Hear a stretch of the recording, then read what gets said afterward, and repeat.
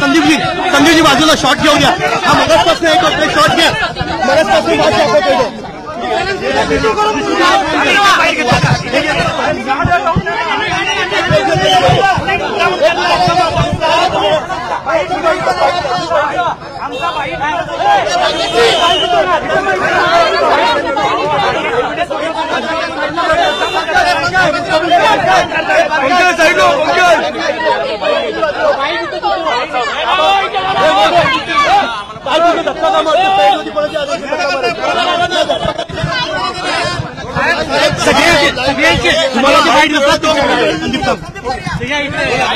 बोला ना, धक्का मारायचे आदेश कोणी दिलेत?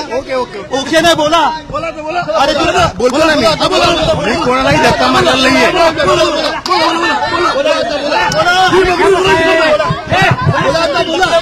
तुम्ही साहेबांची मुलाखत केला की माझी?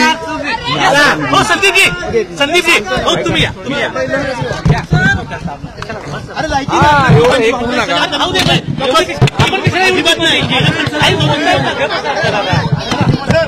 हीच लायकी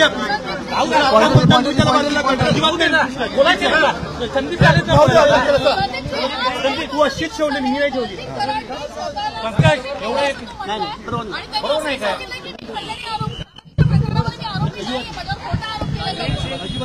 खोटा जर आरोप केला असेल तर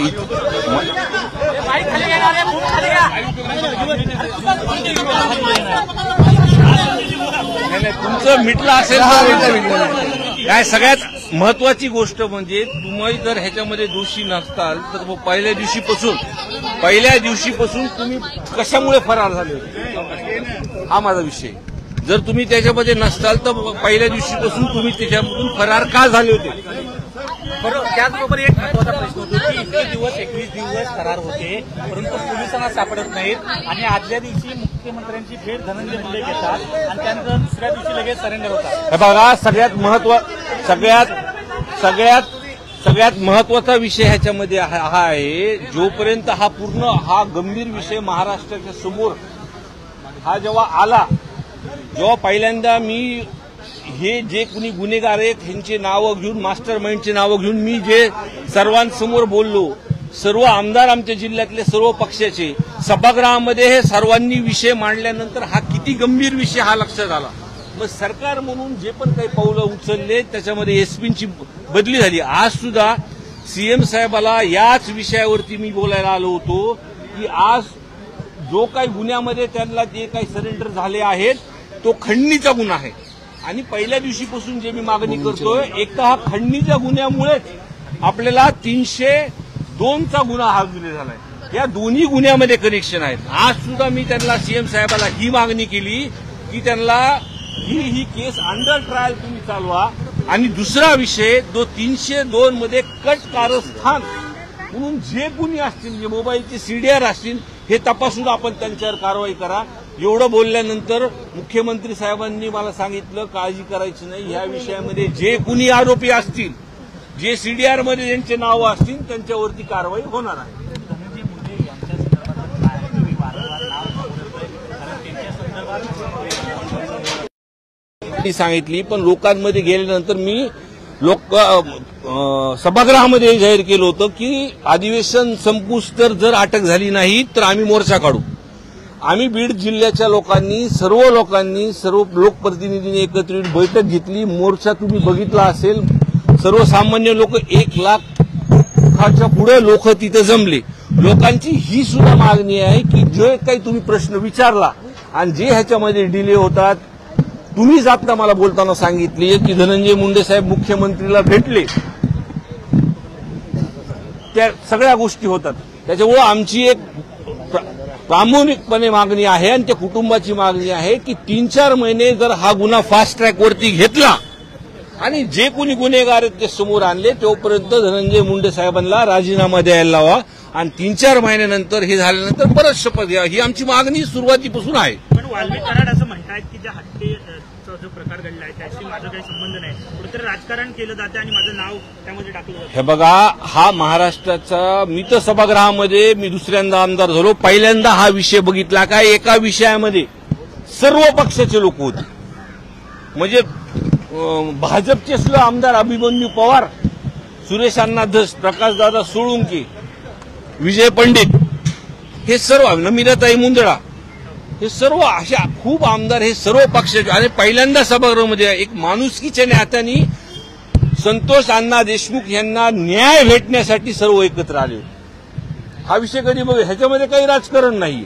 त्याच्यामुळं आमचा एकच सर्वांचा जो हेतू आहे की जिल्ह्यामध्ये जो वाल्मिक कराडांनी दोन जातीमध्ये जे तेढ निर्माण केलंय, लोक आज आमच्याकडे अधिकारी जरी एका जिल्ह्यामध्ये आला तर त्याचं नावापेक्षा त्याचं आडनाव काय हे बघतात.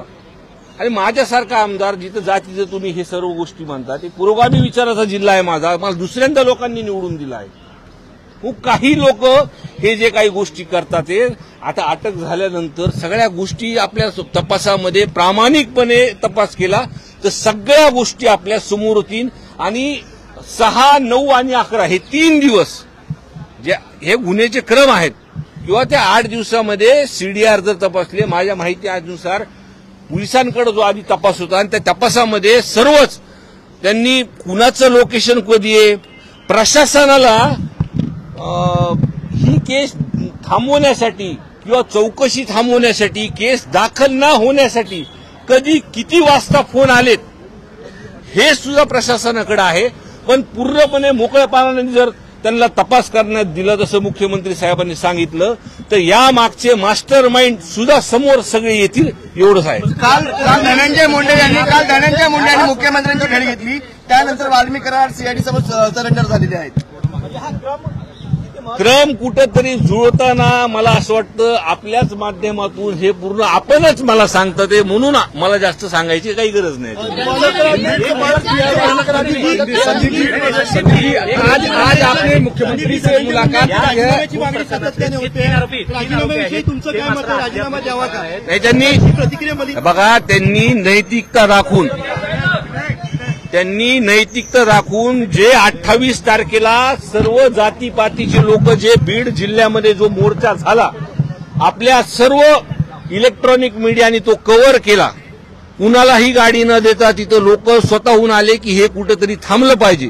तर माझी अशी म्हणजे आमच्या सर्वांची इच्छा आहे की धनंजय मुंडे साहेबांनी नैतिकता त्यांची दाखवावी. जिल्ह्यामधली जी परिस्थिती आहे, लोकांची इच्छा आहे, त्यांनी हा तपास फास्ट ट्रॅकवर घेऊन त्यांनी राजीनामा द्यावा. पालकमंत्रीपद प्रमुख आरोपी जे आहेत ते मात्र अद्याप फरार आहेत. कारण वाल्मिक कराडच्या नावाखाली मात्र या तिघांकडे दुर्लक्ष होतंय का, कारण त्यांनीच प्रामुख्याने खून केलेला आहे. हे बघा, हा जो ज्या पद्धतीने आता तपास चालू आहे, आज अटक झालेली आहे आणि काही गुन्हेगार सुद्धा फरार. मला तर असं अनावर आलं तर खरं आहे खोटं मला माहित नाही, पण जे काही प्रकार हा घडला, 2 मोबाईल त्यांचे सापडलेले आहेत.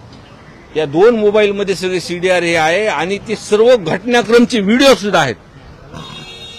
म्हणजे मला जी माहिती आली माझ्या काही लोकांकडून की त्याच्यामध्ये त्याला मारहाण करताना जास्त लोक आहेत. काही गोष्टी तपास जसा चालू आहे, काय चालू आहे, काही गोष्टी आता पुढे येतीलच लोक आपल्याला. संदीप जी हिंदी में आज मुख्यमंत्री से आपने मुलाकात की है, वाल्मीकि करार को लेकर के क्या है मामला, और खास करके ऐसे में मराठी शेवटचा प्रश्न, बीड जिल्ह्याचं पालकमंत्रीपद हे मुख्यमंत्री देवेंद्र फडणवीस यांनी स्वीकारावं आणि बीडमधली जी गुन्हेगारी आहे, राग चोरी आहे, ती संपवावी लागेल. बघा, धसांनाजी आपण आपल्याच माध्यमात जी काही बोललेत, आमची इच्छा तीच आहे की पालकमंत्रीपद हा सत्ताधारी पक्षांचा हा विषय आहे, पण हा गुन्हा पूर्णपणे लोकांसमोर जोपर्यंत येत नाही तोपर्यंत धनंजय मुंडे साहेबांनी राजीनामा द्यावा, ही आमची मागणी आहे. संदीप जी आज मुख्यमंत्री से आपने मुलाकात की है वाल्मीकि करार को लेकर के, क्या बातचीत हुई और मुख्यमंत्री ने क्या मुख्यमंत्री साहब से मैंने आज उन्होंने मुझे वक्त दिया, मुझसे बात की. मैंने उनको इतना ही कहा कि आज जो आपने सभागृह में हम सभी ने जो बात ली उस पर आपने कहा, उसके बाद में उसमें एसपी की वहां पर नए एसपी साहब आए, 2-4 जो भी उन्होंने चार्ज लेने के बाद 2 नंबर जो धंधे थे वो बंद हो गए, कुछ लोग अटक हो गए, आज सरेंडर भी हो गए वाल्मीकि कराड़. तो अभी तपास में गति है, पर मैंने उनको ये भी कहा कि ये जो वाल्मीकि कराड़ है, ये जो केस है, ये अंडर ट्रायल चलनी चाहिए और ये खंडनी के गुने में ही आज सरेंडर हुआ है। जो खंडनी का गुना है उसका कनेक्शन है वो 302 के साथ मिलता है। ये तो साफ साफ दिखाई दे रहा है ना। वो खंडनी के वजह से ही वहां पर वो विंड मिल पर कुछ तो भी बवाल हुआ और वो बवाल के वजह से 9 तारीख को ये जो कुछ घटना, इसका कनेक्शन डायरी किए।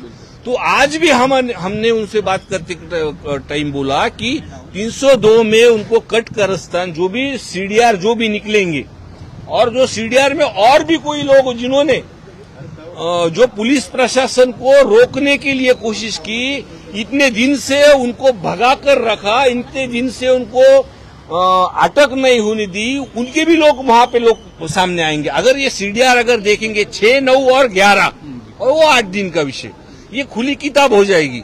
लेकिन उन्होंने मुझे आश्वासन दिया कि उसका जो भी उसके पीछे गुनेगार हो गए उसको सजा बिल्कुल मिलेगी। धनंजय मुंडे को रिजाइन करना चाहिए, आपको लगता है मंत्री धनंजय मुंडे को इस्तीफा देना चाहिए, क्या लगा? अभी कितने बार बोलूं मैं पहले दिन से बोल रहा हूं। मैंने पहले दिन से जो भी मास्टरमाइंड है उसका नाम खुली तरह से बोला और मेरी नहीं, जो भी आप बोल रहे 20-22 दिनों के बाद ये जो अटक हुई उसमें कहां से कहां जो भी मंत्री पद मिला है उसका वो छत्र छाया जो मिल रही है, इसलिए हम उनको बोल रहे हैं कि नैतिकता दिखा के उन्होंने राजीनामा देना चाहिए।